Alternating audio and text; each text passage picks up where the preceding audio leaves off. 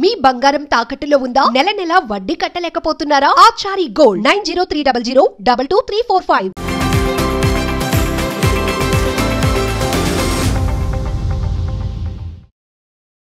నమస్తే, welcome to magnet TV. నేను ఆదిత్య.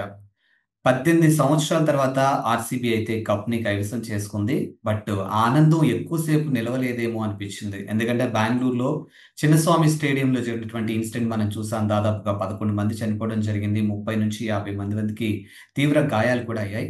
మరి అసలు ఈ ఇన్సిడెంట్ గురించి పూర్తి వివరాలు తెలుసుకునే ప్రయత్నం చేద్దాం. ప్రస్తుతానికి మనతో పాటు లైవ్ లో ఉన్నారు ప్రముఖ అనలిస్ట్ తురగ శ్రీరామ్ గారు మనతో ఉన్నారు. ఒకసారి సార్తో మాట్లాడి మరిన్ని విషయాలు తెలుసుకుందాం. సార్ నమస్కారం. సార్ నమస్తే అండి. సార్, ఐపీఎల్లో ఈసారి మీరు అన్నట్టు విరాట్ కోహ్లీ 18వ సీజన్లో కప్ కొడతారు అనుకున్నాం. బట్ అనుకున్నట్టుగానే కొట్టారు, కానీ ఆనందం అనేది ఎక్కువసేపు నిలవలేదేమో అనిపించింది. ఎందుకంటే దాదాపుగా వీళ్ళ సెలబ్రేషన్స్ లో 11 మంది చనిపోవడం జరిగింది. సో అసలు ఓవరాల్ గా ఇన్సిడెంట్ పై మీ కామెంట్ ఏంటి? అసలు ఎలా చూస్తున్నారు? ఎలా జరిగుండొచ్చు అసలు? ఇప్పుడు ఆర్సీబీ టీం కి ఆనందం ఒకటి ఎక్కువైపోయింది. ఆర్సీబీ టీం కి మాత్రమే కాకుండా ఆర్సీబీ ఫ్యాన్స్ కి ఆనందం ఎక్కువైపోయింది. At the same time Bengaluru చుట్టుపక్కల మొత్తం కర్ణాటక వాళ్ళందరికీ కూడా వాళ్ళ టీం గెలిచిందన్న ఆనందం బాగా ఎక్కువైపోయింది. ఇది కాకుండా ప్రపంచవ్యాప్తంగా దీని గురించే మాట్లాడుకుంటున్నారు. 18 అని మనం ఏదైనా అనుకుంటున్నాం, ఆ 18 అనేది కలిసి వచ్చింది, విరాట్ కోహ్లీకి కలిసి వచ్చింది, ఆర్సీబీకి కలిసి వచ్చిందని అందరూ మాట్లాడుకుంటున్నారు. ఇలా ప్రపంచవ్యాప్తంగా మాట్లాడుకున్నందువల్ల కొంచెం దిష్టి కూడా తగిలిందేమో అనిపిస్తోంది. అది ఆర్సీబీకే తగిలిందా, విరాట్ కోహ్లీకే తగిలిందా, లేదంటే బెంగళూరుకే తగిలిందా, ఏదన్నా కానీ మొత్తానికి కొంచెం సంతోషం మరీ ఎక్కువైతే కూడా ఇలాంటి ఉపద్రవాలు వస్తూ ఉంటాయి. సో అంటే ఇప్పుడు మనం ఒకటి గుర్తుపెట్టుకోవాలి, ఏదైనా రాజకీయ నాయకుల్ని మనం నాయకులుగా చూడాలి తప్ప వాళ్ళని దేవుళ్ళుగా చూసే పరిస్థితి రాకూడదు. అలాగే క్రికెట్ ప్లేయర్స్ ని కూడా వాళ్ళ ప్లేయర్లుగానే చూడాలి, వాళ్ళ మీద ప్లేయర్లుగానే అభిమానం చూపించాలి తప్ప వాళ్ళని ఏదో దేవుళ్ళలాగా చూసేసి వాళ్ళ కోసం పరుగులెట్టేసి అంత చేయాల్సిన పని లేదు.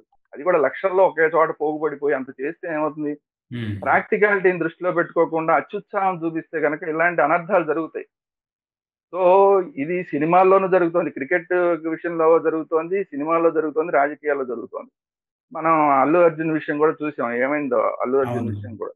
సో అంటే ఇదంతా కూడా వీళ్ళ ప్రేక్షకుల అత్యుత్సాహం సినిమాల విషయంలో అయితే, ఇక్కడ క్రీడల్లో అయితే కనుక అభిమానుల అత్యుత్సాహం, వీటి వల్ల చాలా చాలా పెద్ద అనర్థాలు జరుగుతున్నాయి. అమాయకంగా చూద్దామని వచ్చేవాళ్ళు లక్షలాదిగా వచ్చేసరికి దాంట్లో నలిగిపోవడం అనేది సాధారణం అయిపోయింది ఈ మధ్యకాలంలో. సో అందువల్ల ప్రజల్లో చైతన్యం అనేది దీంట్లో అవసరం. ఇప్పుడు మనం ప్రభుత్వాలని కొంచెం తిట్టచ్చు, కానీ ప్రభుత్వాలైనా రాజకీయ నాయకులైనా ఇలాంటి విషయాలు తిట్టచ్చు, అది పెద్ద విషయం కాదు. కానీ పోలీసులు ఎంతమంది ఉంటారు?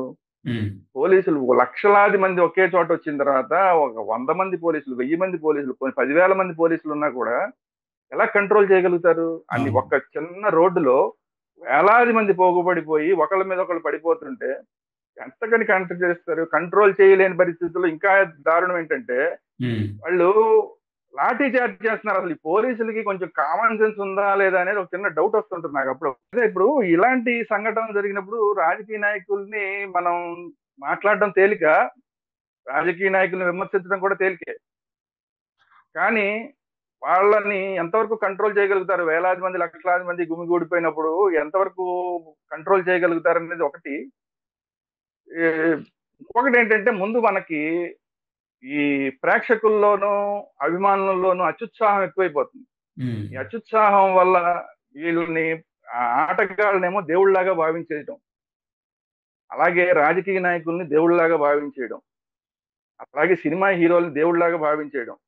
వీళ్ళు ఎక్కడికి వస్తే అక్కడ లక్షలాది మంది గుమిగూడిపోతున్నారు. ఈ లక్షలాది మంది గుమిగూడిపోయినప్పుడు పోలీసులు కూడా ఏమీ చేయలేని పరిస్థితి అయిపోతుంది. ఎంత పోలీసులు ఎక్కడున్నా కూడా 100 మంది ఉంటారు, 1000 మంది ఉంటారు, మహా ఉంటే 10,000 మంది ఉంటారు, ఇంకా అంతకన్నా ఉండే అవకాశం లేదు. Thank you sir.